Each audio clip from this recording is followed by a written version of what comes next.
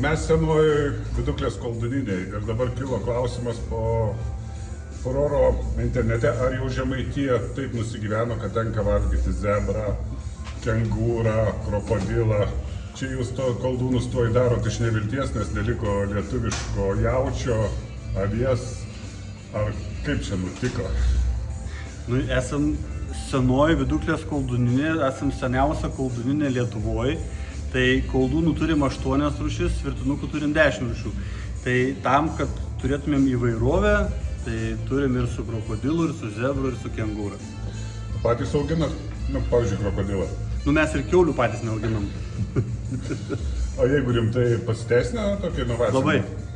Labai. Atvažiuoja šeimom, tiesiog vaikai nori, ir šiaip daug kas pamato, tai nustemba ir labai nori paragauti. O kas populiariausia iš šito egzotinių? Iš šitų 3 egzotinių krokodilas. Krokodilas? O žmonės sugrįžta, vieną kartą pabandė ir toliau jau nebenori? Žinokit, čia toks geras klausimas.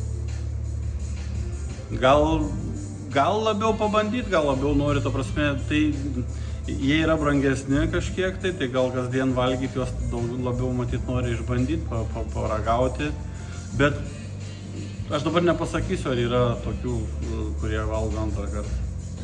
Aišku, bet pabandymui apyvartui gan didelė dalis. Nu, jinai turi savo dalį apyvartoje. O kas populiariausia numeris 1? Populiariausia yra Viduklės koldūnai. Populiariausia. O su daugiausiai.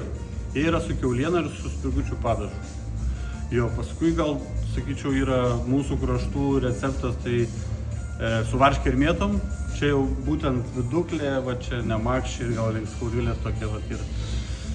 Ir šiaip su baravykais ir su portobelais, su kepenėlėm valgo, su viskuo, žinokit, valgo. Visus patys gaminam, visi viskams. Tai aš manau, o sezonas ryškus ar ne jau dabar? Jo, jau sezonas jau prasidėjęs jau senai. Pakeliui į Palangą.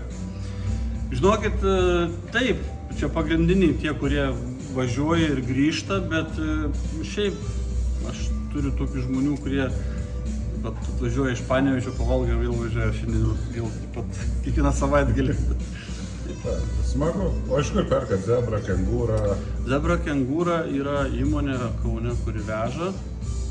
Tai jie vieninteliai, daugiau niekas Lietuvoje neveža. Ir man atrodo, krokodilo daugiau niekas neperka, tik mes vien iš jų. Nes mes laukiam apie 4 mėnesius, kol jo parvež, kai užsakėm.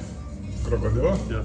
Tai praktiškai gali greitai tautiečiai suėsti ir nebeliks. Nu aš nežinau, kiek jie turi atsargoj. Ačiū labai. Prašom.